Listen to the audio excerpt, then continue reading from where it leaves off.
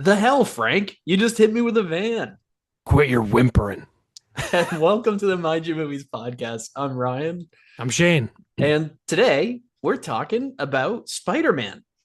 Brand new day. It's a brand new day for Spider-Man. And yeah, we're gonna this will be fun. I think there's a lot to talk about. This was pretty awesome.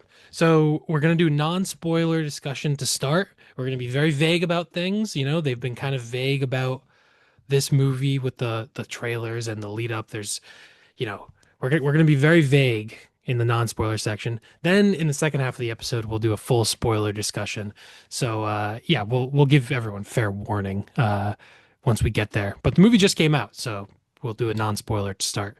Yeah, and make sure also if you are a fan of the podcast and you're planning to watch next week's episode on short films, because that's our category that we picked last week. Make sure you stick around for the end. We'll reveal our short film picks at the very end of this episode, and then yeah, Yeah, yeah, exactly. And yeah, this should be fun.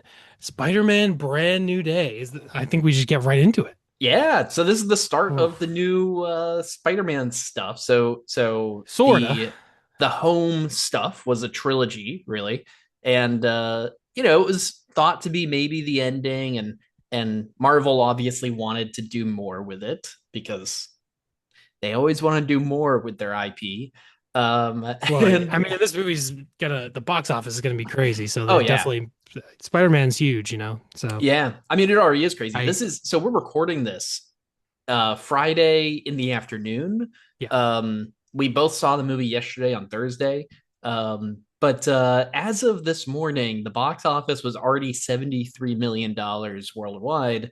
Oh, Um, yeah. and In one and day, that's crazy. in one day, and it's the biggest opening of Hollywood film in India, which is cool. Oh, okay. Interesting. And it also beat out the record for Thursday night openings in the US and France, beating Endgame in the US, which Wow. was the last one that held that record, I guess. So it is already a huge box office thing, obviously. I mean, I don't know. What do you expect? It's Spider Man, right? It's Yeah. Marvel. I love Spider Man. I'm a big Spider Man comic fan. And, uh, and Spider-Man kind of transcends the Marvel stuff, I think, where Marvel people obviously are going to see it, but I feel like just a general audience like Spider-Man. Same with Spider-Man and Batman. They're kind of like the biggest superheroes that even if you're not that into superheroes, you'd probably be interested in them. Yeah, definitely. I mean, and Spider-Man really has a lot going for it in terms of like being trying to be a relatable character, right? I mean, like, Captain America and Iron Man. Iron Man's like a multi-billionaire or whatever, right? Captain America's this giant soldier guy, right? But Spider-Man's just your friendly neighborhood guy, right? I mean, obviously he has spider powers and not many people have that, but Yeah, he's going through some changes. He's a little yeah. unique, I think, but Yeah. yeah, that is definitely, and I really like what they did with the character here. Like, I, I think that I'm just gonna say it right off the top. This is my favorite live action Spider-Man. I'll say it now. I think this is the best. This is the number one live action Spider-Man movie. Wow. I That think all is wow. Okay. I do not agree with that statement, but I'm glad that you I told you, appreciated it so much. I told you I was coming in hot. This I Wow. think all the other Spider-Man movies have the pros and cons, and I think this one like actually dug into the psychology of the character in the most interesting way. And I think the filmmaking and the action was really well done. And I was very impressed with it. I enjoyed all the side characters and the story as well. So I was pretty, as someone who really didn't like No Way Home, that one honestly would be down in the lower tier. Not quite, but almost alongside Spider-Man 3 and The Amazing Spider-Man 2. It's not quite as bad as those, but definitely did not enjoy that. I didn't enjoy the fan service and all that stuff. And this one I feel like really we were able to focus on like Spider-Man and Peter Parker as a character and all the supporting characters like they didn't take over, or it wasn't just about like, oh, look at this guy. Oh, look, we're gonna have this character too. It felt like it all had a purpose to the story to me. So I honestly really enjoyed the movie. Nice. I'm glad. I did enjoy the movie. This is not my favorite of the live actions. Not my favorite. Actually, this is my least favorite of the Tom Holland ones. I yeah, Whoa! yeah. Oh man, I didn't know we were going to be so divided on this. Oh Well, no. I will say Oh. I quite really I really really liked the Tom Holland trilogy before this. So I still like this movie quite a bit. But yeah, it's definitely my I would say it's Oh. my least favorite of the bunch. Oh my goodness. It Finally is we have a nice episode where we can thoroughly disagree and you're more negative than I am. yeah, that Whereas doesn't happen a whole lot no, actually. That's funny. usually yeah, it tends to be like some horror movie that you loved and I'm like, eh, Yeah. wasn't into it. But this now, okay. I cannot, I mean, Yeah. So I wow. mean, To me this was actually like levels above the other three in the Tom Holland like movies. interesting. Yeah, Yeah. yeah. I think that I I don't know if I found all of the auxiliary characters as necessary as you did. I think I don't know if necessary is the right word, but like effective. effective. Yeah, yeah, that's fine. Yeah, I I don't thought know if like I. like did the Punisher have to be in the movie? I don't think he had to be, but I think they used him really well and I liked the relationship between them and I thought that was very effective. Yeah, Yeah. I do agree actually. So the Punisher I think is a really cool part of this movie. Mm. I really like the Punisher. I really liked the relationship between Spider-Man and the Punisher, even though as far as I'm aware, it's very sudden. But it has this movie notably is a 4 year time jump in universe since the last Spider-Man uh appearance at all, I Yeah. believe. Yeah, Um we're going straight through this is I like that we're out of high school Spider-Man. This is a yeah. little bit more of an adult, more serious Spider-Man movie. Yeah. Yeah, me too. I like that. And since this is such a time jump for Spider-Man, there's some information in the middle that we don't really know, like, his relationship with Frank until this movie. Then we learn a little bit of it as they're talking. But I thought Frank's character, the Punisher, was really impressive and um really well acted. Funny because I thought that yeah, it's I guess it's not that far of a way from Greece for these two guys to These guys, they traveled thousands of years, and what's going on? I mean, and the I didn't realize. relationship. It's grown Yeah. so much. Oh my goodness. Just the other Really? day, just the other day, I'm pretty sure that this guy was telling Spider-Man about his dad or something in Greece. But Yes. Also, I want to say, I mentioned what episode was it? We did an episode. Oh wait, it's Princess Bride episode, which is coming out in the future because we recorded it yes. in advance. Where I thought the Iliad took place before the Odyssey, but was written after. I thought it was a prequel, but it's not. But there is technically sort of an Odyssey prequel called the Aeneid, the Enid, Oh yeah, written written uh hundreds of years by by after. Virgil, right? Yes, That's written by by Virgil. Virgil. Yes. So that is maybe the original prequel. That's interesting. Yeah. So Um I knew there was something going on with that. So when people hear that episode in a few weeks, they'll now they know. yeah. Cool. Well, Anyway, you brought up the Odyssey. I just yeah, yeah. There's a little spoiler for everyone, a little teaser for our Princess right. Bride episode, which will be coming out in a few weeks. We recorded that one early, much earlier than we usually do. We've never done one that early before, because yours truly is getting married, so I won't be around to record an episode on the honeymoon. So Yep. that'll be scheduled, which is cool. But Yeah. anyways, Yeah. But yeah, Spider. I really liked that, and I do see there's one. I guess we should wait till spoilers to probably get yeah. into the details of these things. But there's like a more major side character that I thought I really enjoyed and thought was very well done. And then there's one in particular that probably you could have just. I thought it actually worked, but you could have taken that character out of the movie and it wouldn't have really affected anything. But I didn't really mind. Any of the side characters. They didn't really like overtake anything for me. Mm. Yeah. Yeah. I will say that I felt like um there's there's a good bit of stuff going on in this movie before you get to Spider-Man having this transformation stuff. I don't want to say too much about it because spoilers, but this was pretty. I think that one of the big premises of this Yeah. movie from the trailers is that he's going through these big changes, and it took a little while to get there. And I kind of felt like in the beginning of the movie, like I was just I didn't really love waiting that long for it because I kind of just wanted to get into the transformations happening. And Hmm. there's a side character at the beginning of the movie that uh, I get the point of having that character in there, but I I see what can't. you're saying. I'm like I don't know, just cut the first. And I don't know. I don't usually feel that way about Spider-Man movies because I'm usually just Hmm. totally in it. But this one, I kind of thought right it at the beginning, I was a little uh what do you call it? Like antsy, right? I was like hmm. waiting. Interesting. I didn't feel that way. I kind of liked. I felt like we were just getting like we have this 4 year time jump. Like this is sort of the status quo of what Spider-Man's doing. He's capturing the criminals with the police. Like it's kind of just setting the scene. So I didn't feel like it was. I actually thought the movie was pretty well paced. Like it's almost 2.5 hours, and I really didn't feel the runtime at all.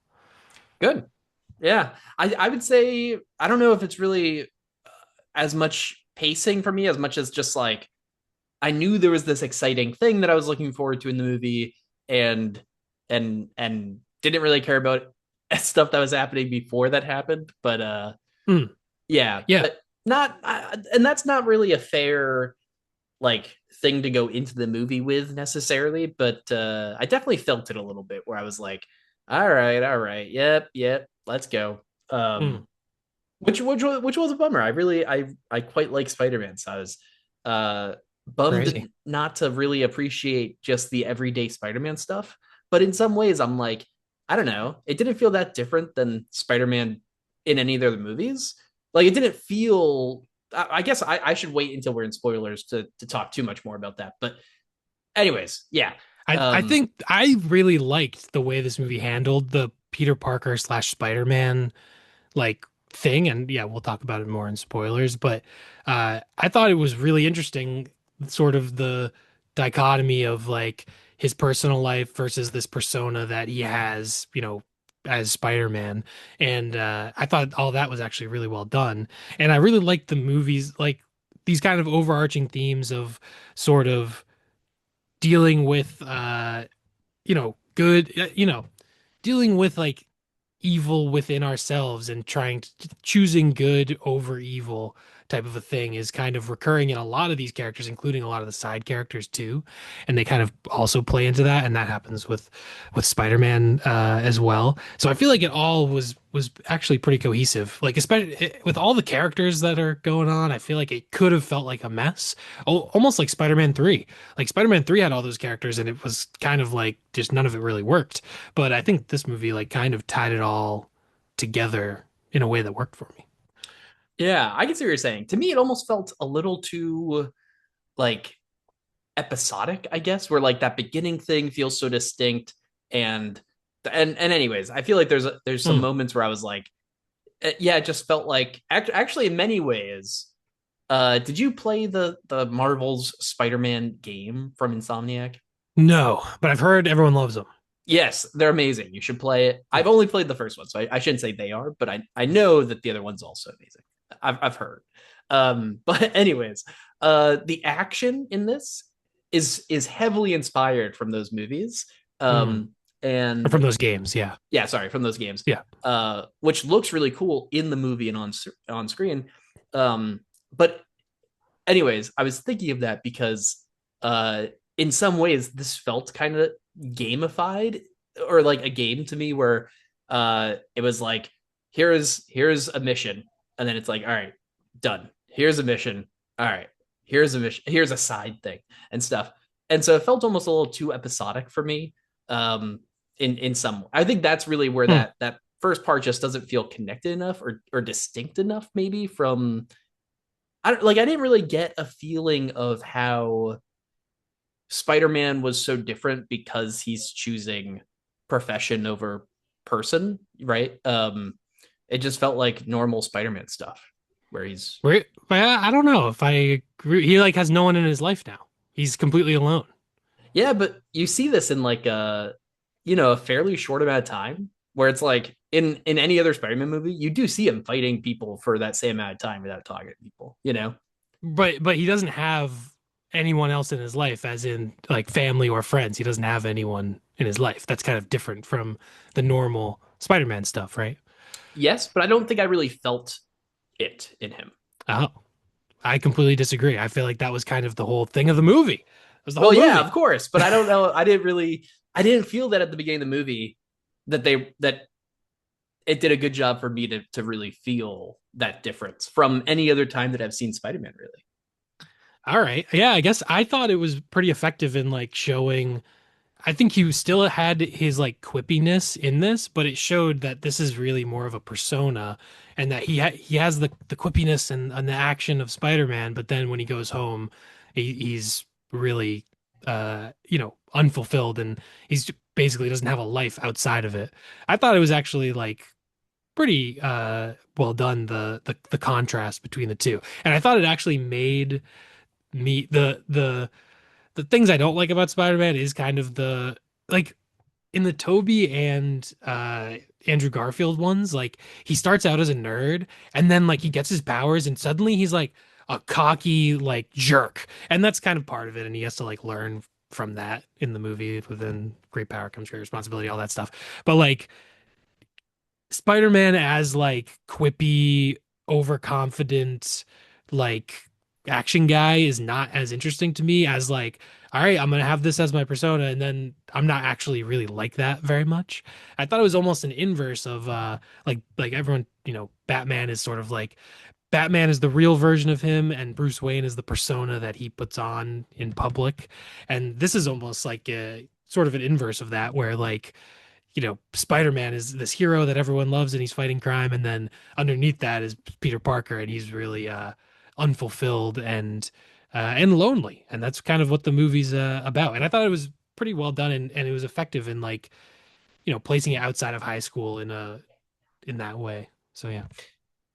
Yeah, I'm glad it was effective for you. I don't, yeah, again, I don't really know. For me, that early part just kind of felt like any other Spider-Man thing. And so I'm like, and so what does work, right? The physical transformations is a metaphor, of course, for feeling, changing and needing to be okay with yourself, right? And And I puberty.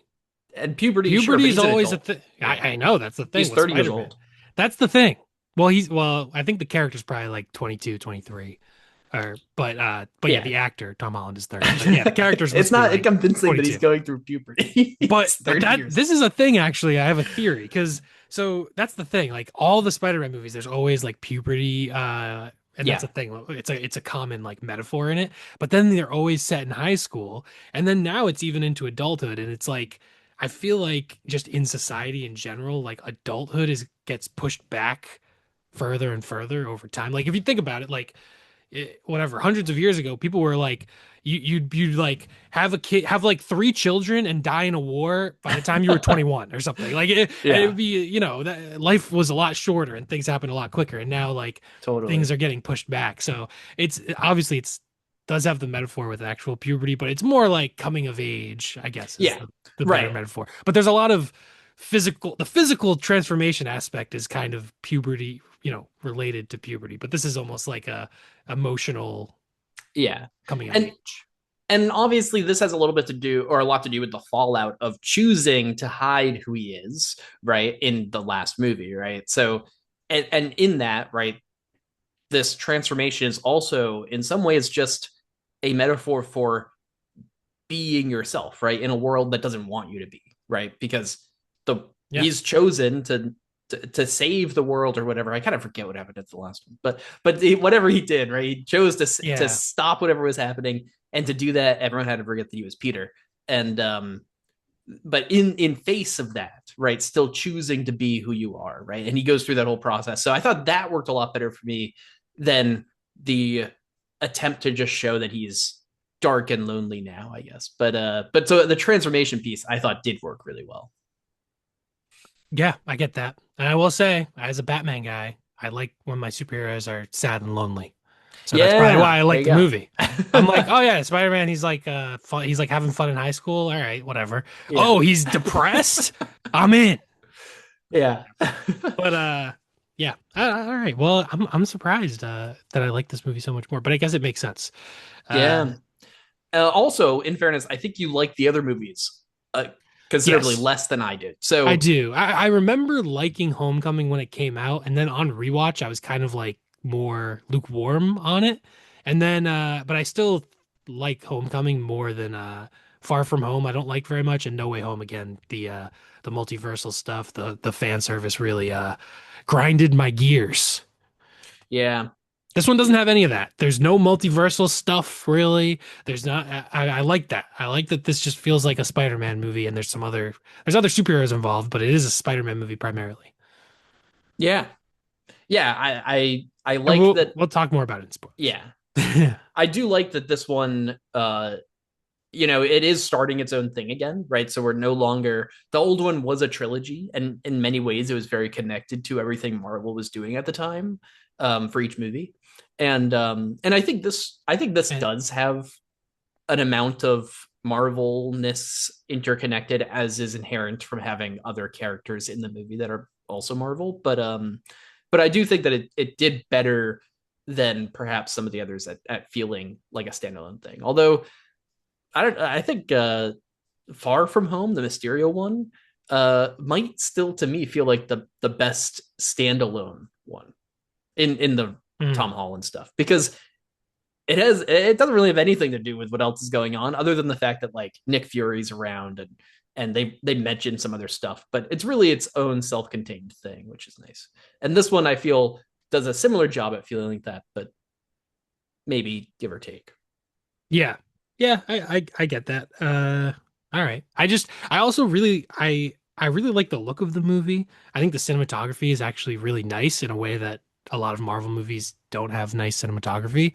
This movie was, I mean, it's directed by Destin Daniel Cretton, who I've seen Short Term 12, which is a great movie, great like indie movie that he made like 10, 15 years ago. And then he did a couple other movies and Shang-Chi, and I haven't seen any of those. So I don't know. I might watch Shang-Chi at some point, just based on how much I like this, because I'm like, well, if this guy directed this, maybe Shang-Chi, maybe I'll like it. But the cinematographer on this movie was someone who has worked with Destin Daniel Cretton before. His name is Brett Pollack. I don't know if I'm saying that right. But he shot Short Term 12 and some of his other movies. And I think there are some cool, like inventive, you know, where cameras going 360 in an action sequence. And I think even just in like the dialogue scenes, there's like it's not at quite as standard shot reverse shot as a lot of other Marvel things are. And I just like the look of the movie. That there was color to it. It was dark when it needed to be dark, and it was bright when it needed to be bright, and there was actually contrast in the color, which is nice. It wasn't all kind of grayed out and throughout the whole movie. And so yeah, I really just I thought it had a unique look, and that is kind of one of the lesser aspects of those Tom Holland movies. I feel like the previous three Tom Holland movies, in that there's a lot of CGI and a lot of I just feel like the look of them is a little bit bland compared to this. Yeah, interesting. I definitely agree. There's some really cool shots. Some of the cinematography was really really neat. There's even a POV shot, which is cool, where he's jumping from building to building, and you get a little POV thing. Mm. And I Um, really like I mean, it's in the trailer and it's just one shot in the movie of inside the mask. yeah, But I thought that was awesome.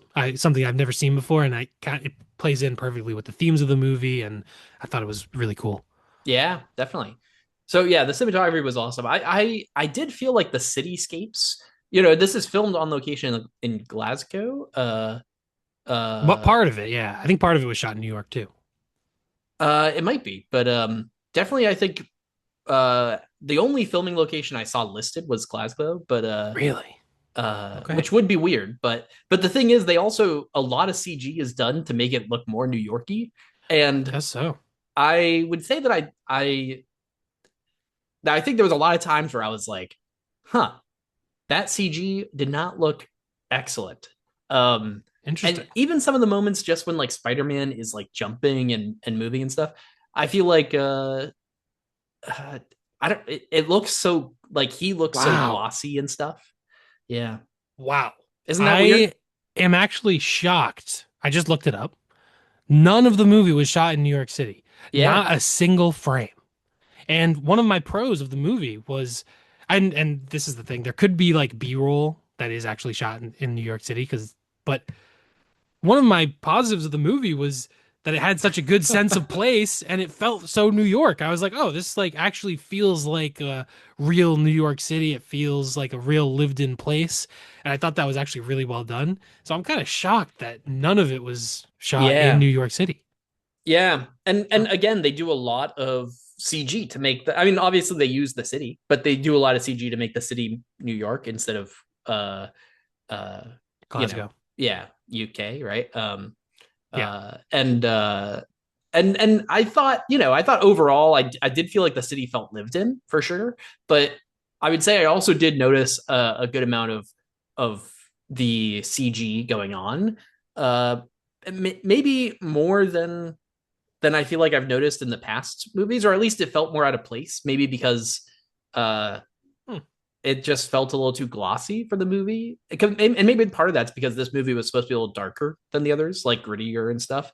And with that, I felt like maybe stuff just looked too clean at times or something. Whereas like in Far From Home, if stuff looks too clean, it's like, yeah, it's because you know, I don't know. Everything's supposed to look super clean in that movie, and in this one, it felt like maybe it wasn't supposed to. But or Hmm. even there's one shot where you see the city early on, and it looks like some of the city is like partly in ruin or partly in like rumble. From whatever happened in I guess No Way Home, but it just looks like old History Channel CG of like a destroyed city. Obviously not that bad, right? But like of a city that Hmm. has like little ivy growing on buildings and stuff like that. And Hmm. obviously it did not look that bad. That was a huge over exaggeration, but I honestly did not even notice it. It felt very it felt, I mean, there is a good amount of CGI, especially like it, later on we'll talk about it, but yeah. I thought actually, like, especially with the opening action sequence, I just liked that a lot of things were filmed not on a green screen. There were Yeah, that many scenes filmed not on a green screen, which is like, I mean, some of these other movies, you have entire sequences where it's just a green screen and that's all it is, and it just looks, it's a CGI mess. And I think this movie avoided that, and I think it used the CGI in a more supplementary way instead of the CGI being the primary thing. But yeah, yeah. I mean, for me, it was mostly definitely with you know, the stuff on the ground. It's all real yeah, stuff, which is nice. But it's the landscapes and like the bigger, wider shots. It's like, I don't know. You could have just like, I don't know, whatever. It was fine, yeah, but interesting. And then I will say, I don't think this is a spoiler, but just the end credits are just shots of New York City, almost like a Manhattan style, just shots of New York City, and that all looked like actual New York City. So maybe also I was just like, I guess I was just in it, and I was just they got you. convinced. Yeah, well, that's movie magic. They made it. Yeah, It seemed like really New York City. Yeah. yeah, yeah. I mean, So in a way, it's even more impressive.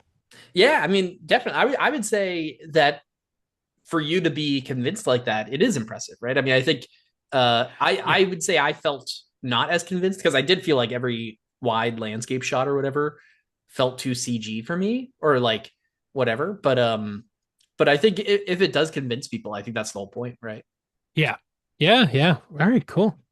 Um. Also, Yeah. real quick while I'm thinking of it, because we're talking about locations, shout out to Boston in the movie because there's some he does not go to Boston in the movie, but he is doom scrolling or whatever on his phone, watching his friends who are in Boston at the time.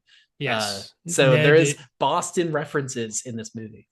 Yeah. Yep. Yep. Very, very quickly at the very beginning, and then that's pretty much it. Yeah. Yeah, I that's did notice that. Ned does a potentially offensive Boston accent yeah, in the movie. Yeah. yeah.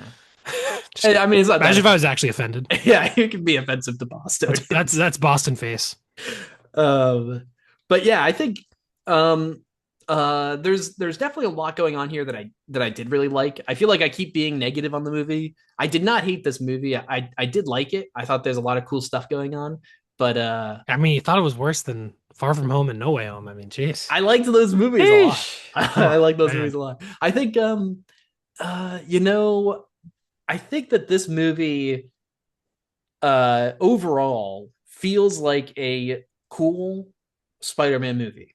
And that's all it needs to do. But it was not as groundbreaking for me as and the reception online is really, really positive. So I'm definitely in the minority here. But I wouldn't say that I was as wowed as most people seem to be so far. Yeah, I just thought the I thought the action was very well done. I enjoyed the climax of the movie, which is a bit of a we're not going to talk about, but I thought it was very well done and interesting. And I liked the themes of the movie, and I really liked the portrayal of Peter Parker. I thought it was like the most interesting Peter Parker that we've gotten in a live action Spider-Man movie. So that's a big reason that I like the movie so much. Yeah. I mean, I think one thing that this movie does really well in terms of the Peter Parker stuff is Spider-Man inherently, one of the hallmarks of Spider-Man in the comics and in every iteration really should be the conflict of self and superhero, right? And, it very much like the Batman mask, right? Where it's like, uh, who is Peter and who is Spider-Man and how do you balance those two things? And this movie definitely emphasizes that a lot, which is great. And I think just for that, it deserves some points because that in a way is like what makes a Spider-Man comic is this conflict of who am I and how do I balance these two worlds. Yeah, yeah. Cool. I don't know if I have that much else to say before spoiler section. I feel Yeah, like we well, talked a decent amount. yeah, I would agree. We've been yapping here, and we haven't even talked about some of the coolest stuff in the movie. So maybe I we can give know. our ratings real quick, and then My yeah, rating, I gave it 4 stars, 4 out of 5. I thought it was great. There's some small nitpicks probably, but overall, very thoroughly enjoyed it. And yeah, great time at the theater. awesome. Glad you liked it so much. Again, I give this 3.5 out of 5. So again, I like the movie, but not as much as the other ones for me. But on the recap here, this movie is so far doing really well. Of course, this is actually release day today, so these are So in so hold on. yeah. You think this movie's worse than No Way Home? I liked No Way Home more than this movie. Yeah, That is nuts to me. I was there for the fan service. If you're there for the fan Oh, service, that movie is awesome. oh my goodness. Horrible movie. Didn't barely had a plot. Oh, jeez. All right. Well, at least now people know, like, if you liked those movies, maybe you like this one less. I don't know. Interesting. Maybe What are your I thoughts on the other Spider-Man movies? The two amazing and then the original three Tobey Maguire ones. I mean, my whole thoughts on all of them. I generally like any Spider-Man movie, but obviously, like Amazing Spider-Man 2 and like Spider-Man 3, the Tobey The, Maguire Spider-Man 3 are pretty bad movies in terms of Spider-Man movies. I'm still pretty generous with them, I think. Like I'd have to look at what I rate them, right? But I'm still a little generous with them just because I like Spider-Man so much. But they're definitely not, you know, particularly good. I would say, where does this fall in terms of all of them for me? It's probably better than both the Amazings. Uh, and I don't know. I mean, the Sam Raimi Spider-Man 1 and 2 are both pretty good. So this probably is right there, right around that area for me. gotcha. All right, that makes sense. I kind of agree that I even like it more than Spider-Man 1 or 2 and Amazing Spider-Man, but those are my favorite ones. And then probably Homecoming would be in that category of like good ones. But but yeah, I don't know. Yeah. I'm almost shocked. No Way Home, I never understood. I never understood it. The second I saw it, I mean, there are a few good moments in the movie, but like, it's just not for me at all, I guess. But yeah, I will say that, these movies, these newer Spider-Man movies, I have always appreciated partly, when they come out. they are they're very connected to the Marvel stuff, and really up until lately, I've been pretty invested in the Marvel stuff. So, um, I don't know. I mean, I'm sure that plays part in it. I'm watching No Way Home, and it's like Doctor Strange and stuff, and I haven't Uh, rewatched No Way Home since it was in theaters. So I was hmm. also, I don't know, fan service me in the theater, and I'm there. But Yeah, all right. Yeah. And then Homecoming, there's just a lot of those movies. It feels like uh, Peter getting swept up in a lot of other stuff. And this movie, it felt a lot more like Peter driving the action a lot more, which is also partially him just being a more fully formed. Like those first three movies, he's kind of incompetent and new at being Spider-Man, but now he's actually like good at being Spider-Man. So yeah. yeah, but the rating recap here though is very strong. Of course, this is day after, so I debated on if we even gave a recap when we're doing it this early, but we're Yeah. gonna, so why not? Um, it's got 4.2 out of 5 on Letterboxd. It has a 91% on Rotten Tomatoes critic score and 98% audience score, and an 8.3 out of 10 on IMDb, averaging this out to an 8.9 out of 10 average, Wow. which is very, very high. That is Uh very high. like uh really high. Obviously, doing them this early, I'm sure in 2 weeks this will be uh somewhat different. But again, I'm glad that people are liking this. I always appreciate when people like a Spider-Man movie. Um Hmm. but I will yeah. say also, I think before we get into spoilers, I think the suit in this movie is so much better than the suit in the previous three Tom Holland movies. It feels a lot more uh tactile and real. And I feel like in those other movies it feels extremely CGI and like almost the entire character isn't CGI, even just in scenes of him talking. And this one, it felt a lot more tactile and real. And that goes for the suit, but also for a lot of the settings and the locations. And I feel like that helped me just buy into it more and care more. And it was just better, better. Yeah. Nice. Glad you liked it more. Um, yeah, I don't know. For me, honestly, like the trilogy, the home trilogy, is like pretty close to like the definitive Spider-Man stuff. Because also in Well, more so than the Raimi trilogy. yeah, I mean it is tough. I think like Raimi one and two are really strong. Um, but but I don't. Yeah, I think that this the last three Spider-Man movies before this make to me, kind of the best run that Spider-Man's had. I think. Yeah. Uh, I don't know. I don't agree. But I think if this is starting a new thing, this has the potential to be the best. And this movie, I think, felt a lot like actually reading a comic book in that, like, if you're reading like a graphic novel or a comic or whatever, like, it's Spider-Man centric, for example. It could be whatever superhero. But a lot of times there are these other characters popping in and out, and they just exist in the universe. And I thought that was cool. So I feel like this actually might be the most comic, like definitely more similar to the comics than the previous Tom Holland ones, which really had to do a lot of fitting into the MCU. yeah, I mean that very well could be true. I would say. I mean, I don't know. I didn't rewatch the other Tom Hollands going into this. Um, I'm glad you like the Tom Hollands. I'm not yeah, trying to make you hate the Tom Hollands, but yeah. I gotta stand up for I just don't agree. I mean, That's all right. I'm glad you like this one. And again, I didn't well, dislike this movie, but it is funny we're only half a star difference, but yeah, that's also because I'm not as big of a comic book movie guy, and you are a big Spider-Man fan, so probably yeah. that. But yeah, Also, I mean, I think there is something to be said before we even get into spoilers, that like there is a bit of like feeling a little tapped out of Marvel right now, where the Doomsday trailer is out. If anyone hasn't seen it, you can go watch the Doomsday trailer, I guess, if you want to. And uh I don't, all the TV, and so what's been happening right now, right, is I'm seeing all these posts online about, all the stuff that's intersecting for Doomsday, and make sure you're caught up on all these miniseries and stuff.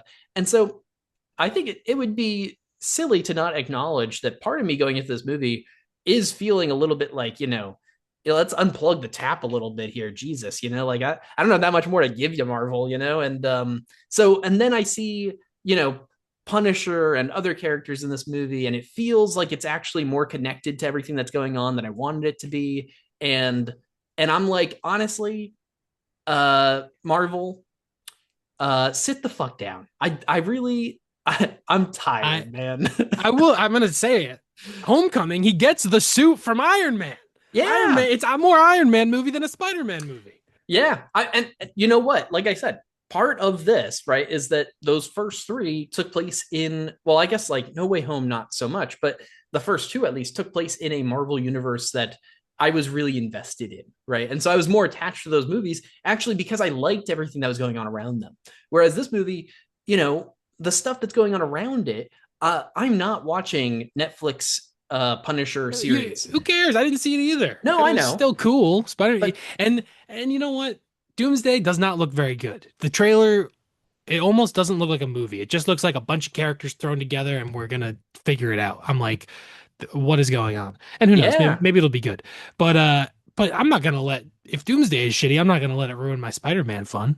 No, it's not like I'm intentionally being like But you're I'm against this movie because principles or whatever, but I did go into the movie with a worse opinion of what's going on around the movie than I've gone into the others. So I'm just saying like I do have a bias going into this movie right. when we're comparing it to my opinions of the other movies. When I've gone into those, it's like Iron Man to me was a more interesting mentor figure in that movie than Punisher. Punisher might be like a Pun- cooler bad, anti-hero he's guy. not a mentor figure though. Right, right. Well, true. I think But they're kind of like equals. He's older, but they're it's more of a it's like a team up more than anything else. yeah, it's more of a Yeah. team up. Obviously, there's an age difference and stuff, but I think yeah, I don't think it's a mentor relationship.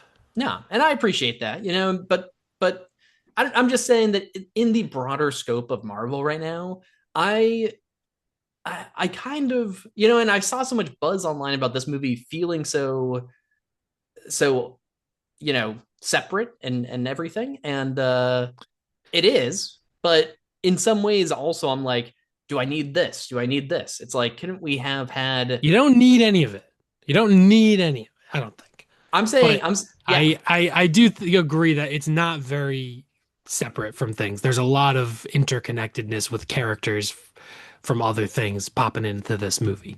yeah, which doesn't have to be a bad thing, but for me, I honestly ever like pretty much other than the Punisher. I thought the Punisher was actually, I did enjoy having the Punisher in the movie. I thought he was a pretty cool. It was a cool team up, but there's two other kind of side characters that come up in this movie that are much more Oh. connected to the universe. And every time that either of them were on the screen, I was kind of like, I'm gonna be honest, I don't Oh. care about you right Well, now. I thoroughly don't agree with that. So that's All probably a right. big reason that we Yeah, it could disagreed be. on the movie too.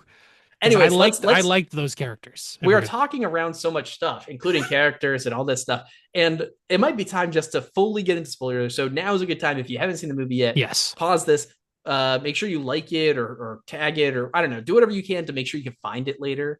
Yeah. So you can come back. But we're Yeah. gonna get into spoilers right now. Oh man. Where do we start? Well, Well, let's start with the big thing yeah. because it's a big thing. The X-Men are officially in Earth 616 here on the Marvel That was Cinematic. sounded like gobbledygook. Jean Grey's in the movie. Yeah, yeah, That's Jean what it Grey's here. is. We don't get any other X-Men in the movie. It's just Jean Grey. Well, you get Jean Grey and her sister, uh, kind of, Yeah, right. But well, and we're in and spoilers, so she ain't in it for long. yeah, but I would say, yeah, true. I would say that this implies. Well, here's Yeah, the thing. we're gonna get X-Men in the future. Yes, which is exciting. I think X-Men, right? I think that one thing that this movie does really well is pins the X-Men into a movie, or mutantism or whatever, into a movie where Spider-Man is dealing with that stuff, because in the comics, he's really connected to X-Men at times because he has a mutated gene, right? And so it's not as natural, maybe, or whatever. And there's some conflict there sometimes, but he does align himself with the X-Men quite a lot. And there's the same struggle with the X-Men of like, be yourself in a world that doesn't want you to be, right? Which is also Yeah. why it's been like a queer metaphor since it started.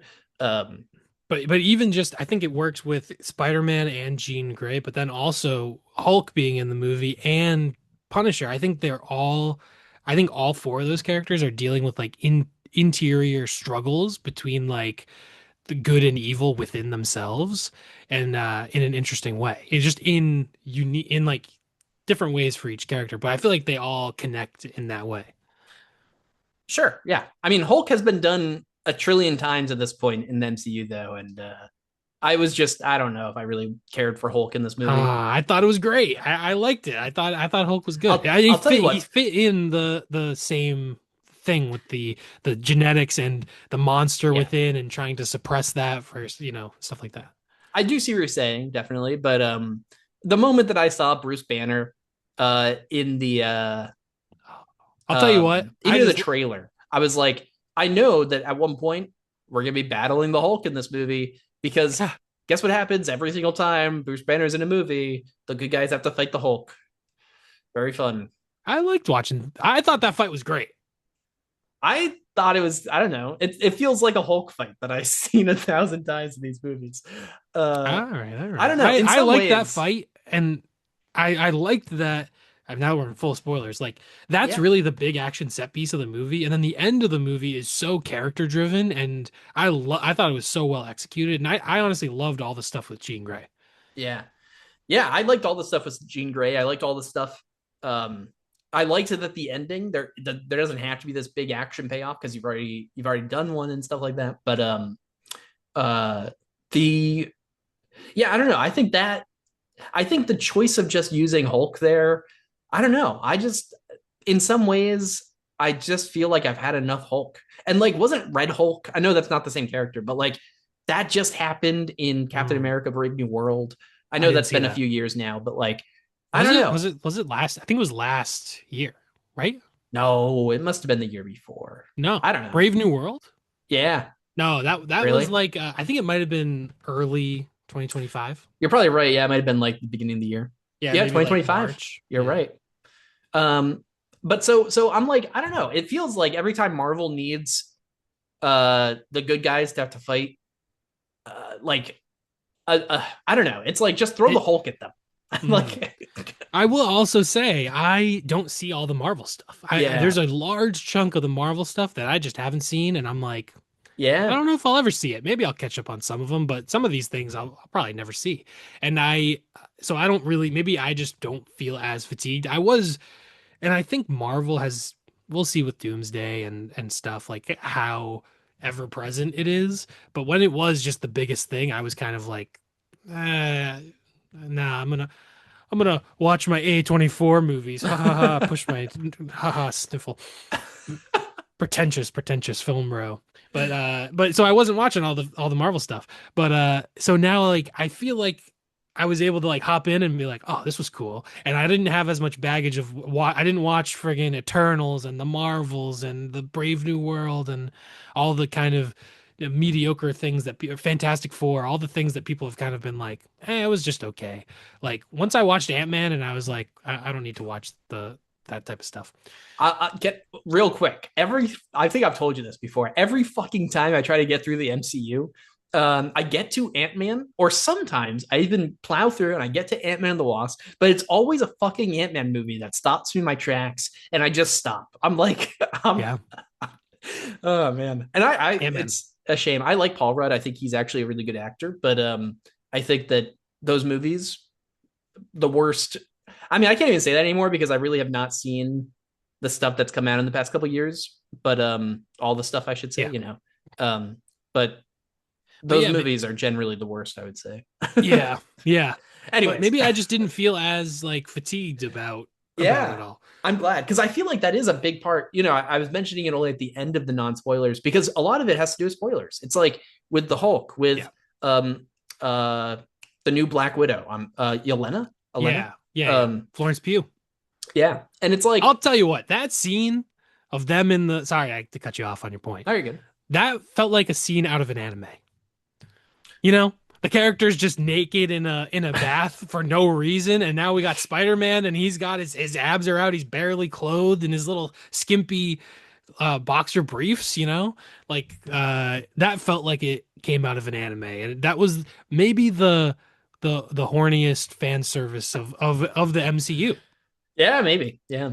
Um, Anyway, yeah, you were yeah. you were making a real point, and I just felt like I had to cut you off and say that. No, Apparently, you're good. sorry But about that. yeah, it's like these characters, and I'm like, um, and I know that you don't have to watch the other Punisher stuff, and I enjoyed the Punisher a lot in this movie without having seen any of that other stuff. Um, but but with Hulk and with Yelena and Yeah. everything, it's like, did I don't know, did it need to have these two characters? I Hmm. don't think it I did. I think Yelena was the character that I enjoyed but felt least necessary. But I will say a side character that I really enjoyed was uh Spider-Man's police officer like contact. I forget the name, Detective Jean DeWolf, played by Liza Cologne Zayas or Zayas, I don't know.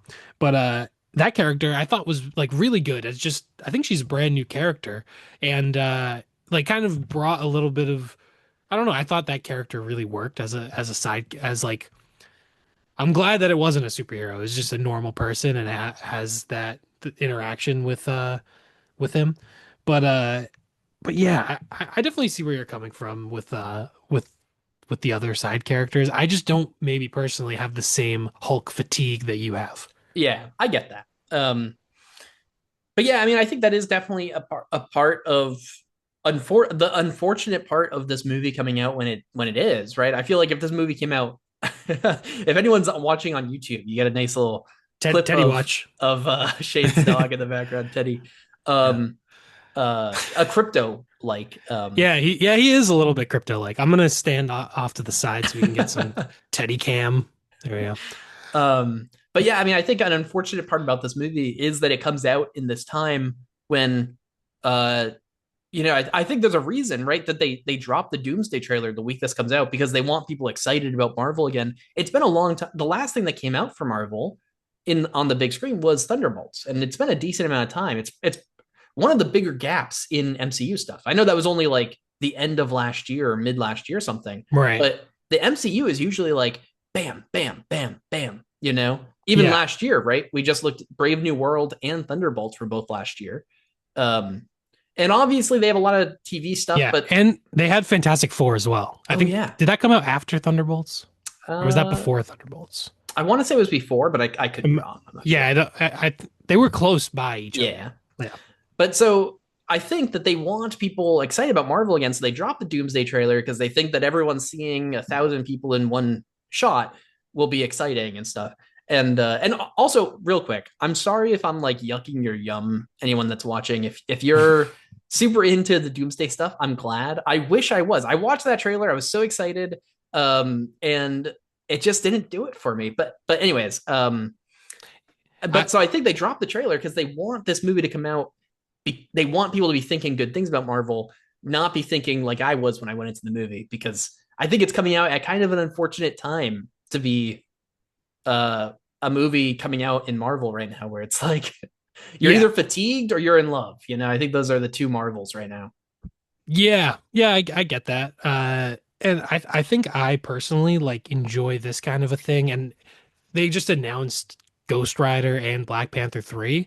And like I'm more excited for those than I am for the Avengers movies that are coming up, just because I don't enjoy the team up like we're gonna have a million characters. I just don't enjoy those type of movies as much.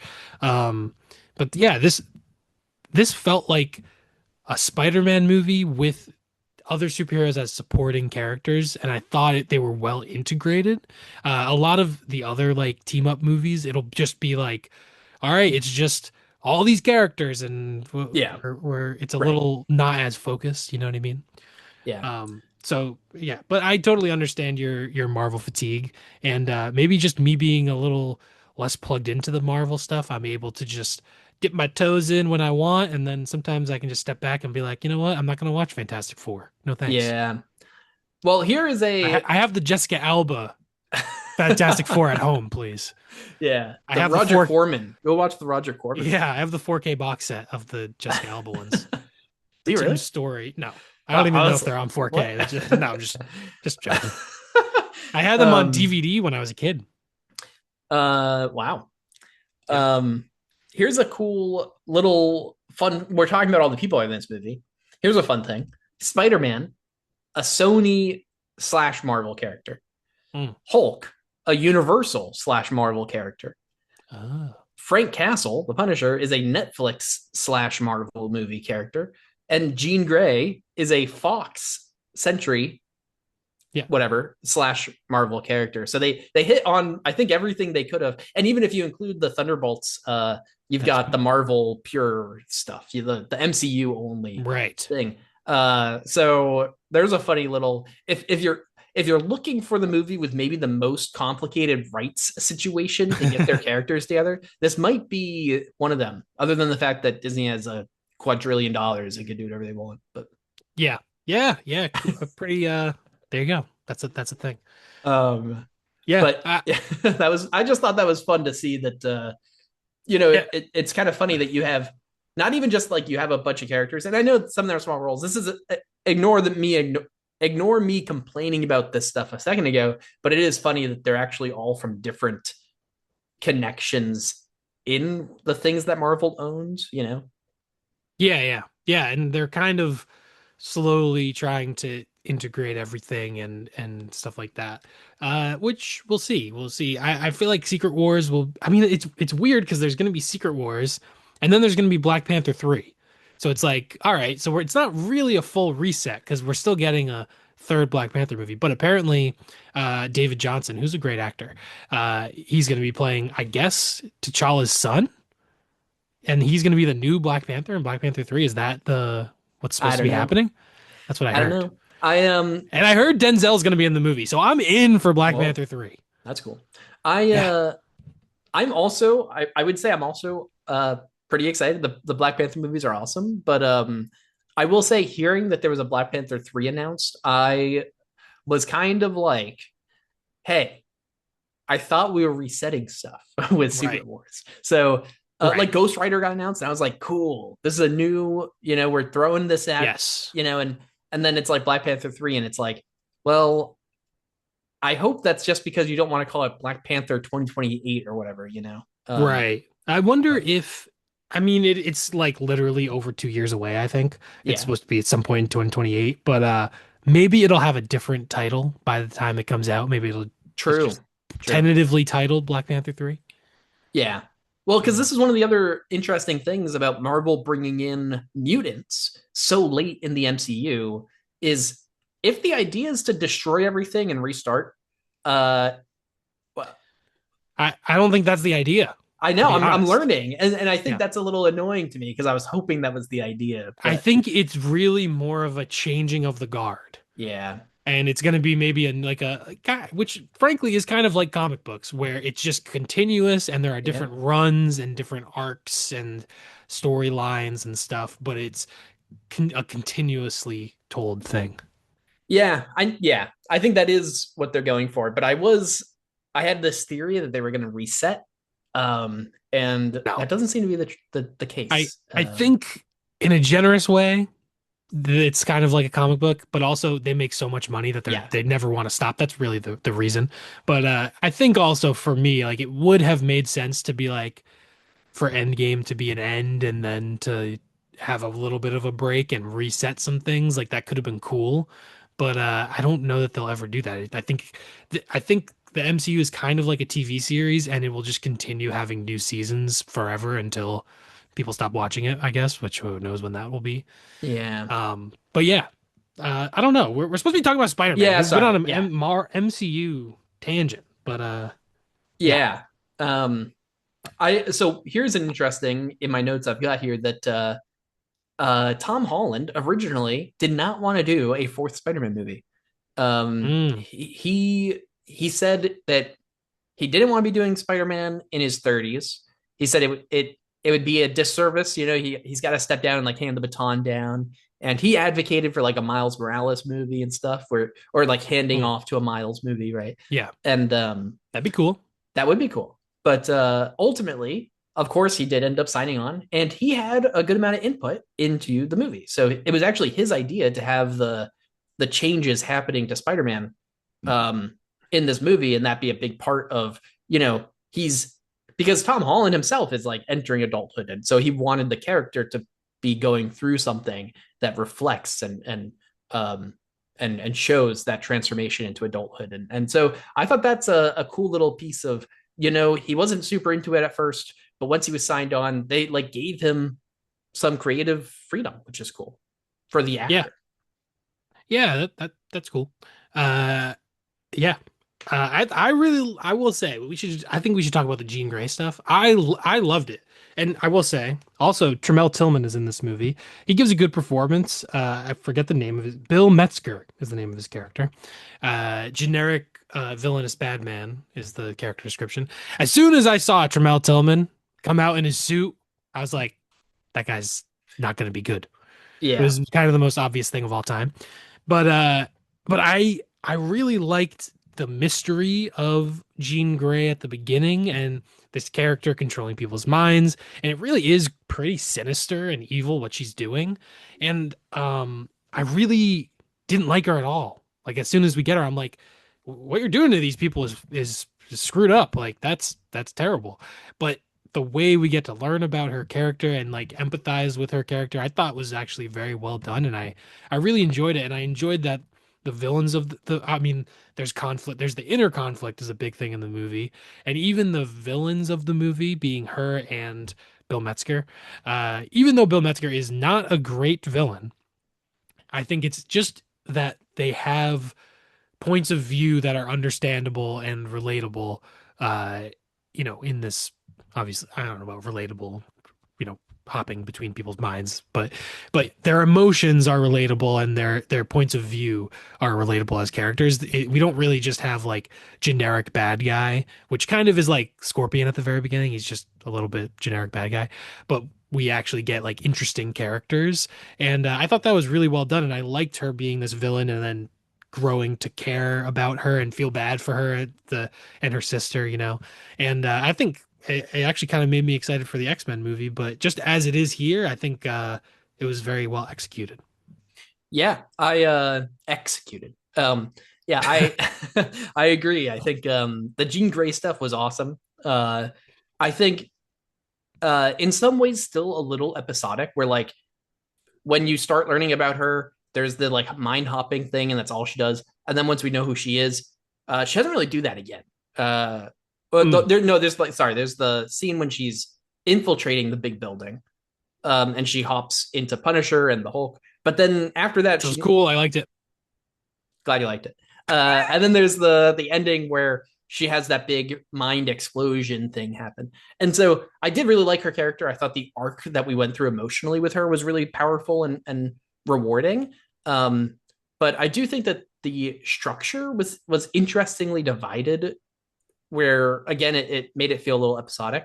But I also think for Bill Metzgard or whatever, I I didn't find him. I'm curious. You said that you thought his motivations were believable or whatever. I'm Yeah. curious because I don't even know if I could tell you other than wanting Well, to like take the powers of mutants. I couldn't really tell what his motivation was. Maybe. so I think there's multiple levels to it in that, like, on one hand, Jean Grey's powers are extremely dangerous, and like I understand why people would be afraid of that and would want to like control that person and stop them from doing bad things. I understand that as like an impulse, and even the Punisher is like, no, I agree with Bill. I agree with damage control. They should look at what this lady can do. Like she could do so much damage, and she's dangerous. Mm, So we need to keep her under control. Like that, I think is an understandable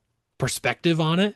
But I think also the villainous aspect is that they're probably going to try to harness this and use it for themselves, Right. maybe, who knows, sell it or whatever. This is clearly a nefarious corporation, that they're not doing it just to help society.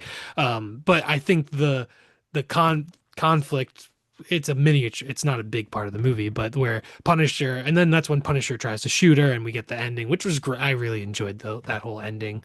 And I loved the scene of Punisher and Peter in the hospital.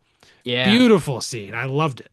And it really like cemented their friendship. I want another Spider-Man Punisher movie. Give me Spider-Man slash Punisher. I'd be down for it. Like I said, I think the Punisher is one Yeah. character where I don't think you really need anything else with him. And he's in the movie and he's awesome. And it does feel like actually, a big uh Spider-Man team ups is like a whole subgenre of comics where Hmm. more than really any other Marvel character, he teams up with people all the time. And it's funny because in the movies, they've had to do that because there's weird rights things with Spider-Man still where they can't make a Spider-Man movie without other characters that they own, right? So like Hmm. in the original one, there's obviously Iron Man, and then there's uh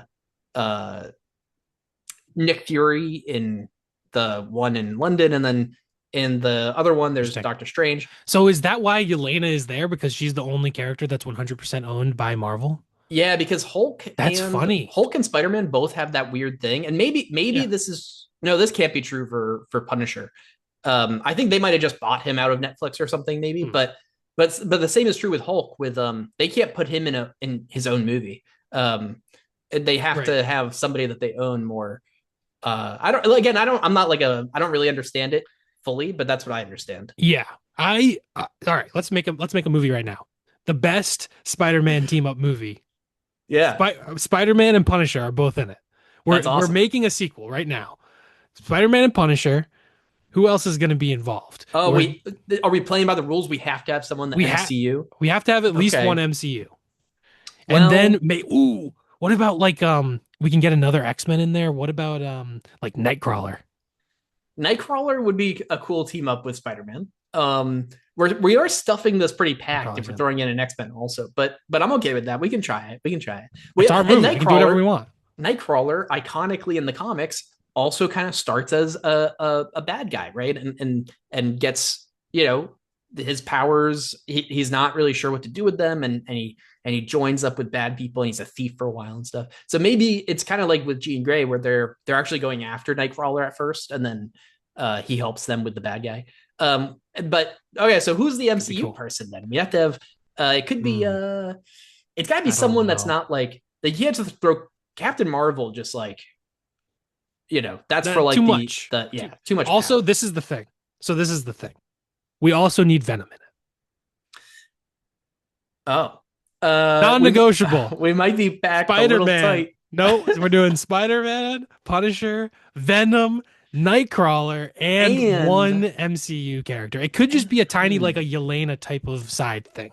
But yeah, this is what I want to see. I see you. I see you. Okay. Some sort of like a Yelena type would be fine, but who?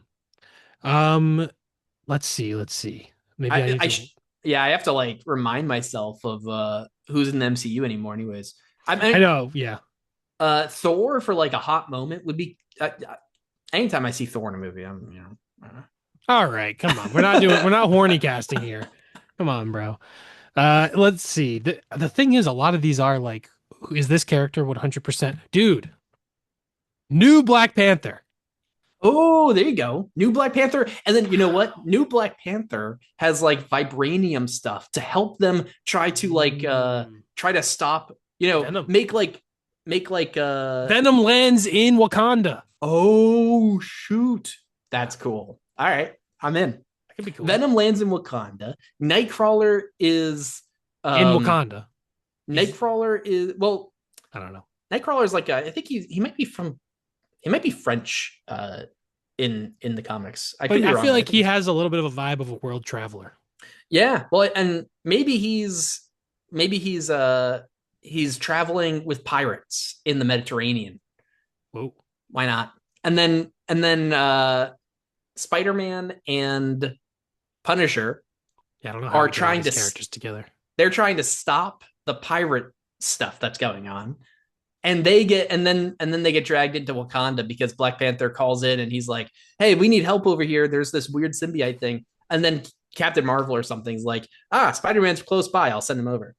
I'll tell you what, this movie, there's no way this would work. No, this is terrible. We You we made can't. an awful move. This is why you can't just throw a bunch of characters in a movie because then you try to figure out a story. You're like, this is a mess. Yeah, right. Which this movie, I will say, overall, it did not feel like a mess. No. I've been pretty negative about this movie, more negative than I meant to be coming into it, but it doesn't really feel like a mess throughout, right? It does feel like it's got the ideas it wants to work with.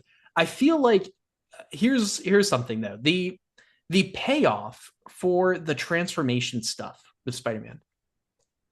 I did not think so. There's this big fight scene, and he's The fighting the ninjas. hand. The hand, they are cool. I like that fight scene.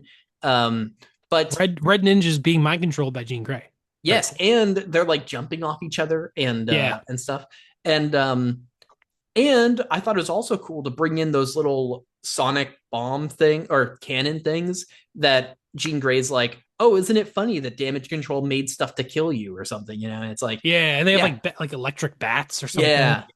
And so, anyways, but this fight scene I thought was pretty cool. But there's this moment when he's like, oh, he's Dark Night of the Soul or whatever. He's on his knees. He's gonna and so and then he takes the thing off and all of a sudden his eyes go black and he's like, suddenly I'm embracing it and I'm all powerful. And he just like they smack him with one of the batons, it just It was pretty. shatters. And I was like, Yeah, and Jean Grey is talking to him, and she's like, "Are you Peter Parker or Spider Man?" And he says, "It's kind of corny, but it's also kind of like cool and aura, as the kids say." He says, He stops a sword with spider yeah, web, and then he says, "I'm both," and then smashes the sword, and then he goes and then all that cool stuff happens. Yeah, yeah. I will say one of the problems with sometimes, right, is that Spider-Man in that room, I wouldn't be unconvinced by Spider-Man beating up all those people without those weird power, right. extra power thing. So like when he like But they embraces had it, special ability, those special things that powered yeah, them up. right. But like they had to do that because otherwise, like I don't know, like he could have just beat up anyone there. I don't know. I was like, I feel like the payoff there uh didn't feel what I was expecting for the fact that like the whole marketing for this movie had to do with him going through this transformation and half of me was expecting him to turn into man spider, and not really, There's but no way like that was gonna happen. no, not really. But anyways, like I was expecting maybe something more of a payoff there, and I was surprised that it was pretty much just he's a little bit stronger and he breaks a sword. But also, he almost kills the cop. He's out of But control. but that wasn't the payoff. That was earlier No, on. That yes, right. But I think they established the out of control aspect of it a little bit, or the he's driven more by like anger and vengeance Yeah, and stuff like almost that. felt kind of like the Venom stuff going on in the Sam Raimi movies. Yeah. Definitely the that other side coming out. So I thought they established it well. I definitely see where you're coming from, where it could have had a bigger like thing. Maybe if in another movie they'll make it a bigger thing. I don't know. But yeah, I see what you're saying. But I think I didn't mind it because I thought that action scene was cool. And I really liked that the ending was not a big action Yeah, scene and that it was just this. I thought the moment with Aunt May and Jean Grey in Peter's mind was like really poignant actually. And like this character as like just someone who needs a hug basically. Like that's the villain. The villain is just someone who needs a hug, and needs an Aunt May figure in her life. And I thought it was a great scene and very well executed. yeah, And I really liked how it was done. And then it leads into the scene with Spider-Man and Punisher. I mean, Punisher's about to cry. I mean, oh my goodness. yeah. No, the Yeah. ending was a banger for sure. Mm. But even I wouldn't really need it to be a bigger fight scene for a better Mm. payoff. But like even this metaphor of like having to embrace yourself right? And stuff like that. I don't know if I fully felt convinced on like it feels like in the moment he just takes the inhibitor off because he needs to be a little bit stronger. And that kind of clashes to me with the idea of this being more about coming to grips with who you are and for him like kind of returning to trying to have friends and stuff again too. But it's Mm. like I just need to be I, strong. And yeah. yeah, I think it's like kind of maybe accepting that we like you have like good and bad within and can choose good or bad, and like same with Jean Grey, like her powers ultimately everyone has the power to do good or evil, and it's what you choose to do at the end of the day. It's just that Jean Grey has extremely crazy superhero powers that normal people don't have, but ultimately she has to You make the can't do that. same decision. Weirdly, I can't hop between people's minds. I know it's surprising, but I can't. But like yeah, it's just about that choice between good and evil, and she has to make that decision. But also I feel like that's what Spider-Man has to overcome, and like con control that and like channel that in a positive direction instead of that. I do see what you're saying though. Like it doesn't, it's that's not the main. It doesn't Yeah. fully come together. I see what you're saying there. Yeah, because also like I don't know if he's really dealing with be good or be bad. He's kind of to me he's dealing with like be be yourself, right? Or like, be Spider-Man or be Peter, right? And Hmm. I don't know. Yeah, I don't know. I do see what you're saying, and I think that works really well for Jean Grey's character in this. But uh yeah, I don't know. I think But yeah. I think the loneliness like is almost also pushing him. It's kind Mm, of a weird thing where they're like, oh, you've been isolated and angry, so it enhances your arachnid DNA or whatever. All the weird science talk is kind of funny in the movie, yeah. uh, but The, like the the him, bars he actually has yeah, like and his human DNA is half. yeah, yeah, it's pretty funny.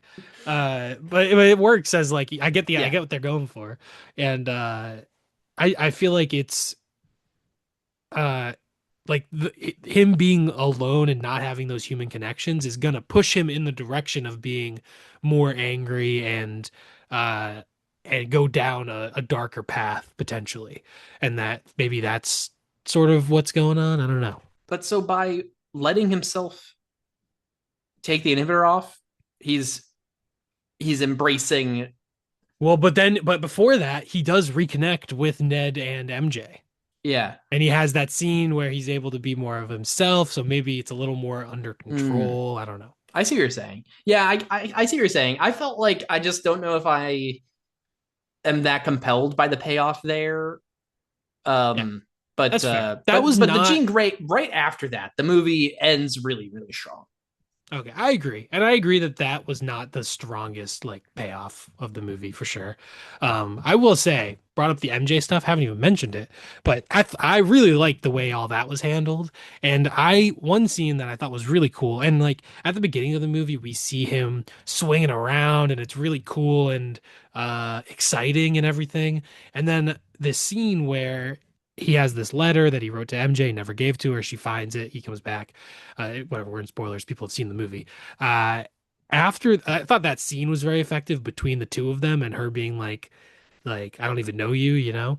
And then I loved that he had to Mm-hmm. like bring her back home, and he's holding her and swinging, and normally it's like you're Spider-Man's holding the girl and it's a romantic thing, and he's like he has the mask on, so you can't like see his emotions in that way. But just the way he's swinging is like this monotonous, like, all right, I just gotta go. And like you can tell just through that action, like how depressed he is and like sad he is just through that.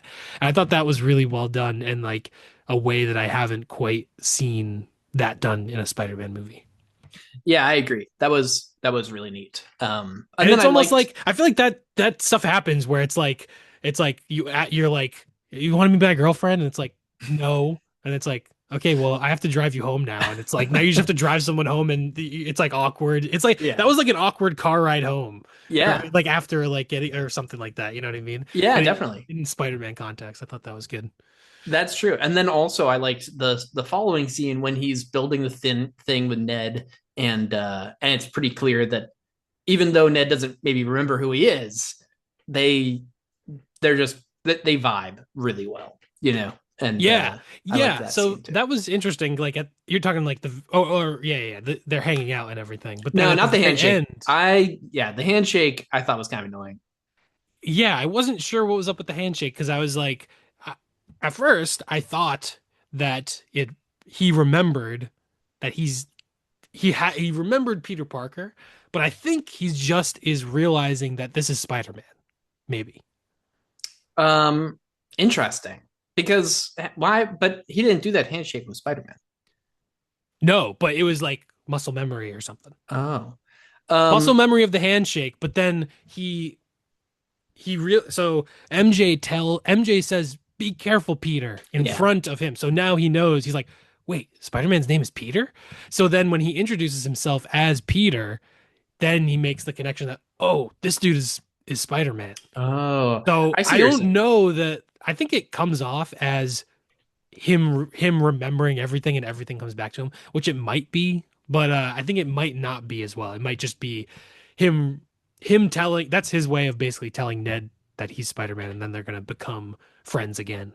I see what you're saying. I can believe that. If nothing else, because they do literally make fun of the kissing the girl trope and whatever. And so it would be hilarious because this is essentially the same thing, right? It's like the handshake of true friendship brings back the memories.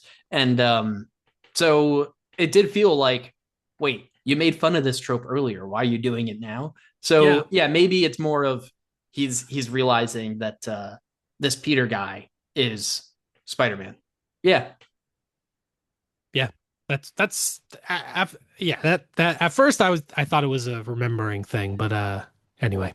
And yeah, I that the kiss in the rain with the Spider-Man mask, I was when it was happening I was like this is weird, but I thought the way the scene is executed with it actually being Jean Grey and that all that was actually very well done. And that was really the moment when I like really hated Jean Grey the most of how Yeah. like evil she was being in that she did almost kill MJ for real.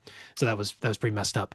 But I thought it was just well done. And the scene I was like I didn't like it the movie had a lot of I feel like I had a lot of emotional shifts throughout like where I Yeah. am questioning what's up with this scene and then by the end of it I'm like oh I like what they did with that you know and even with the Jean Grey character of at the beginning being like this is really evil what she's doing and then by the end being like I could see why she would get to that point of just trying to do anything to try to save her sister, you know. And I thought it was, yeah. Anyway, I like that scene.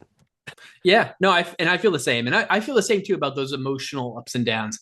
And again, I feel like I mostly highlighted the downs here. But again, you know, 3.5 is not a bad rating. I enjoyed the movie. I had a good time. And you know what? I think Spider-Man, honestly, I like Spider-Man a lot. Some of my most valuable comics are like signed versions, graded signed versions of Spider-Man comics because I'm, you know, Brag about it. oh yeah, yeah. You know what? Yeah. Anyone want to rob me? Come on. I will say I've been getting into like reading some graphic novels and stuff recently. Haven't read much Spider-Man, but I'm gonna read Spider-Man the Other, which I've heard Oh, has a nice. big influence on this, particularly with the transformation aspect. The other is awesome. Much better payoff. Cool. Okay. Very And cool. yes, so I'm gonna read that, and then I also saw that I think it's like co-written by Reginald Hudlin, who directed like the House Party movie and Boomerang with Oh, Eddie Murphy. But I guess he's written a bunch of comic books as well. I had no idea that he had done that. But he's produced a bunch of movies and directed some movies and stuff. So I didn't know he was also had all written some. I think he also wrote a lot of Black Panther in the 2000s. Um, but yeah, anyway, kind of cool. nice. Well, real quick, this doesn't have anything to do with Spider-Man, but it does have to do with comics while we're on the topic. And that's that I picked up the Creep Show comic book for the first Creep Show storyline or story anthology Hmm. to read through. And I'm very excited. Creep Show, of course, uh Nice. sort of I a neat anthology thing. So excited to read through the comic. I believe is not the original source material, obviously, but Okay. So uh, it's like a comic based on the movie. I think so. Okay. Yeah, Interesting. but Is the movie, is that who was that, George Romero George involved in that Romero. one? Yeah. Yeah, Gotcha. yeah. And so a cool thing to randomly pick up. And if anyone out there is into comics, we're talking about comics. And if you're watching this podcast, you know that I'm a big horror guy, so you can try to find Creepshow out there as well. Yeah. Yeah, cool. And maybe I'll get like a Punisher comic or something. I don't really know where to start with Punisher, but maybe I'll get one. Nice. I I know uh he's like a side character in a lot of stuff. That's the thing. yeah, you might be able to find some cool Spider-Man Punisher team up trade paperback. I'm not That would be sure. cool. I've only ever read like individual like one shots of that, but there might be a cool series. I'm not sure. Gotcha. Cool. All right. I mean, let me look at my notes and see if there was anything else. I did say that the Hulk slash. I mean, think about this. Just let me just say this. This movie has a fight with Spider-Man, the Punisher, Hulk, and Jean Grey. That's awesome. It was very well done. It was cool. I liked it. Isn't that cool? Yeah. This movie also has Little Caesars being delivered to Tom Holland's apartment. Oh, was that Little Caesars? Yeah. Yeah. Pizza, pizza. Which is insane, right? You're living in New York City. Yeah, That right? shows really how sad Oh. you are. Oh yeah. You know what? Product placement is one of the worst parts of these movies. There was a really bad, just Samsung. giant billboard in like a wide shot for no reason. I was like, Yeah. Also, probably paid $1 million for that stupid billboard to be in the shot. he has one of those Samsung flip phones, Oh, and okay. the first time you see it, you just see big Samsung around the top, and then Mm. like the next shot or something, he's outside, and there's a huge Samsung. He's outside of a Samsung store. Oh, that's funny. Yeah, I didn't realize all that. I remember in Amazing Spider-Man, there's like Bing is involved. He's binging a lot. Yeah. So yeah, these movies, I mean, the product placement is kind of brutal. Although Um, you know what's a cool one? Um, when he's at the beer store or whatever, I don't know. He was in like some bodega or whatever, and there's a thing on the shelves called Barrow, Bero, which I knew it sounded familiar, so I looked it up. It's Tom Holland's brand of non-alcoholic ah, beer. brutal. I think that's kind of cool. You know, if you're gonna do, No, you can't complain about product placement and then but if it's product placement for like like Tom Holland is not making $1 trillion from the product placement of his independent non-alcoholic beer company. all Um, right. if your product placement is a huge car manufacturer, if you product place like Criterion or something, cool. If you product place Samsung, not cool. You Well, product place all right, all an right. I actor's kind of own see your point. brand, I'm in. I guess I kind of see your point, but yeah, whatever. Good for him for having a non-alcoholic beer and all that stuff. Uh, yeah, cool. I don't know. There's not that much else. But yeah, I just really loved how the movie felt very character driven, and it was more. I really appreciate that it was about like the psychology of the characters was such an important part of it, and what didn't feel like it was just okay. Let's just have a big action scene for no reason. I feel like everything was very character driven, and I loved this rendition of Spider-Man. I give me a sad, depressed superhero. That's what I want. That's all Shane is asking for. Yeah. I need the SDHCU, sad, depressed superhero cinematic universe. Excellent. Well, this and Batman is a pretty good start. Yeah. And the Punisher, one last kill. That's the ultimate. Yeah, there you go. Oh yeah, that guy's got that was a funny joke too. And Jean Grey, like when she enters the Punisher's mind, she's like, "Whoa, this guy's got problems." Yeah, Also, John Bernthal acting as Jean Grey in the Punisher's mind, like just awesome. his mannerisms, the way he walked, that was hilarious. Like he's was really great with that. Yeah, honestly, the acting all around is really great in this, Yeah. which we didn't really talk much about. But I think in some ways, I feel like that was kind of a given. I mean, it's like Tom Holland, Zendaya, John Bernthal. Like, it's pretty awesome. Yeah, yeah, a lot of really great performances. And yeah, that there's I think with the Jean Grey with and even friggin' Aunt May. Oh my gosh, how am I forgetting her Yeah. name? Marissa. Marissa Tomei. Yes, Marissa Tomei and Sadie Sink in that scene, and then John Bernthal with Tom Holland in the hospital. Like all that stuff was very, very nice. And the Zendaya and Tom Holland that scene. A lot of great acting, like you said. Yeah, Yeah. But I cool. think that's pretty much it for Spider-Man Brand New Day. I think so. That ended up being a pretty long half episode. Lots to talk Yeah, about. yeah. I'm glad. I'm glad you liked it so much. I hope that people out there don't see me as hating this movie, but I'm glad that I was able to talk through some of the stuff I didn't like as much as you for this one. Mm. And Yeah, and I could see why like some of the things you didn't like maybe had more of a negative impact on you, whereas I was kind of like it didn't bother me as much. Um, but yeah, I it was a good discussion, I think. yeah, I think so too. Well, you guys know to let us know what you guys think of the movie. And also, you know what? We brought up the Doomsday trailer, and that's all hot news. What do you guys think about Doomsday? I mean, that is a huge movie, Yeah. and this is obviously a huge movie podcast. So so let us know let I, us know down below what you think of the trailer. I am just here for Dune. I don't know when I'll see Doomsday, but Dune I will be seated as soon as possible. I would if I could buy a ticket to Dune right now, I'd buy it immediately. I'll be in the IMAX. I'll be watching Dune 3. Hell yeah. Doomsday, whatever, we'll see. But Dune 3, that I think I mean, I'm biased. I mean, I'm sure Doomsday will probably make more money than Dune 3, but I think them coming out on the same day seems stupid to me. But I we'll think, see. I mean, one of the crazy things is that Dune has exclusivity on IMAX. You know, just like Yeah. Spider-Man came out in the middle of Odyssey and of the Odyssey, you can't watch Spider-Man in IMAX. You know, and so Yeah. Marvel with both Spider-Man and with that have to pivot a little bit. Spider-Man got released primarily for Screen X and Dolby, which Hmm. Dolby's awesome. Dolby theaters are great, but Screen I X, like no one. I'm sorry, no one's going to go to that. I don't know what, yeah, didn't even know what ScreenX was until you explained it to me before we started recording. Dolby, this was, I think, maybe my first movie in a Dolby. I don't really, I guess Dolby Atmos, but my seat was a rocking. My bones were rattling. Yeah, Dolby is an awesome experience, I would say. I would say, you know, I mean, I think IMAX is obviously maybe the top-notch premiere format, but anytime I can see something in Dolby at the AMC, I will because Dolby it's just I mean, the audio I think is just really really high quality and even the visuals are quite a good step above what the normal laser projectors have. Yeah. Um, Yeah, but cool.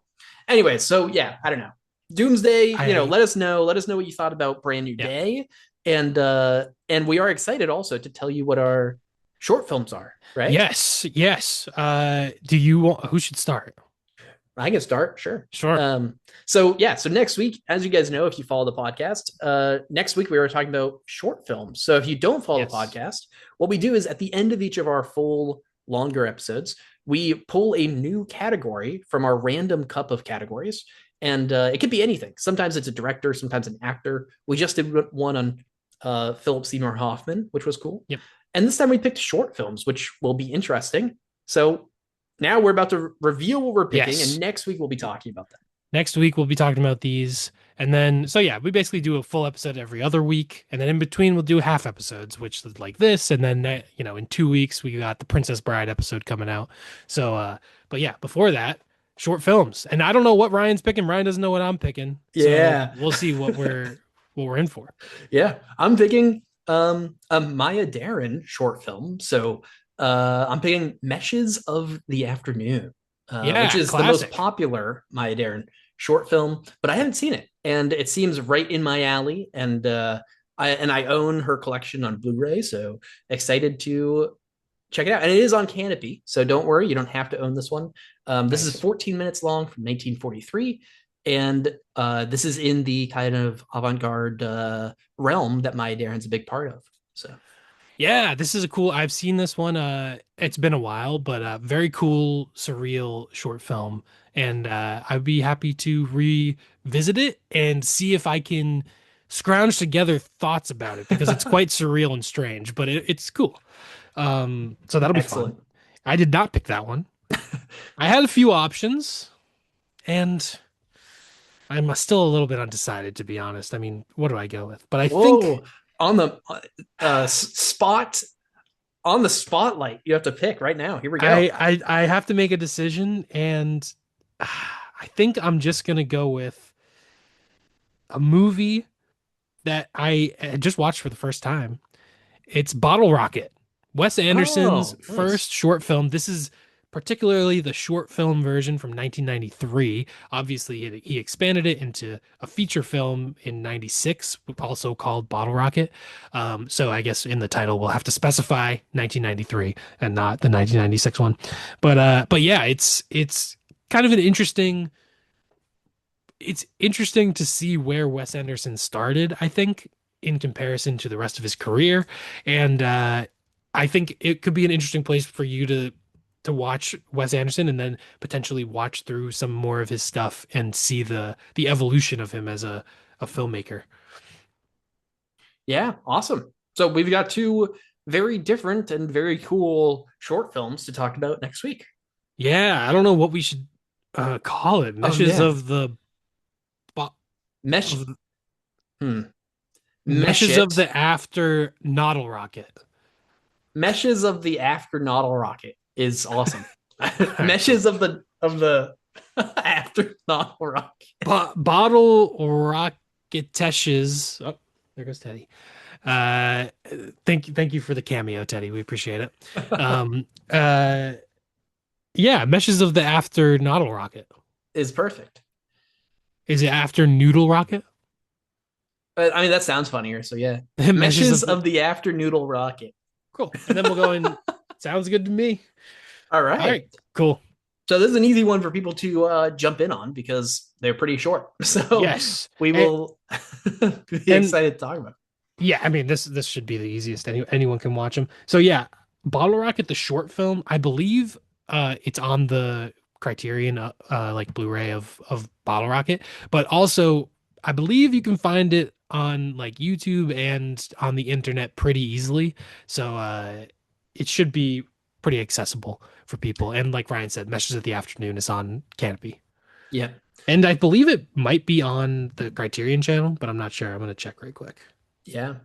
Yeah, and if you don't know, right, you should sign up for Canopy. All you have to do is go to your public library, get your public library card, put in the number onto Canopy's app or website, and you get a huge, huge library of things that you can watch. So For free. if we had sponsors, I would want Canopy to sponsor us. We always shout out Canopy. It's a cool resource for if you're a movie buff. And it is also on the Criterion channel if anyone has that. So Criterion channel or Canopy. So that's cool. So cool.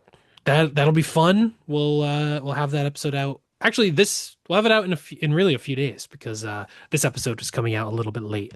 Yeah. But cool. I'm glad we talked about Spider-Man. I'm still a little bit stunned. I'm a little bit stunned that No Way Home, you prefer No Way Home to Brand New Day. Yeah, I'm Sometimes, surprised that you liked this one more than I did. This is uncommon for superhero movies. I would well, say. I will say, I think maybe there needs to be a distinction between just superhero movies and sad, depressed superhero movies. Right, actually, well, you liked Superman quite a bit more than I did, and that I wasn't really did. sad depressed, but No, but he had some angst. yeah, I get you. All There right. was angst to Superman, but you're right, it wasn't quite sad, depressed. But I did like Superman.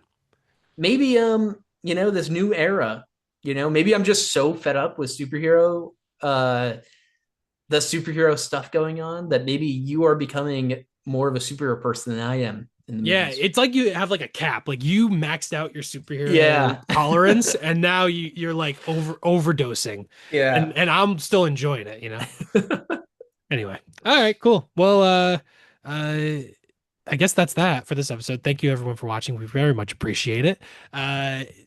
Give us a like. We're on the podcast apps. We're on YouTube. We're on Letterboxd. Mind Your Movies, all one word, and both of our individual accounts are linked in the bio there. And yeah, with great power comes great responsibility. And don't forget to mind your movies.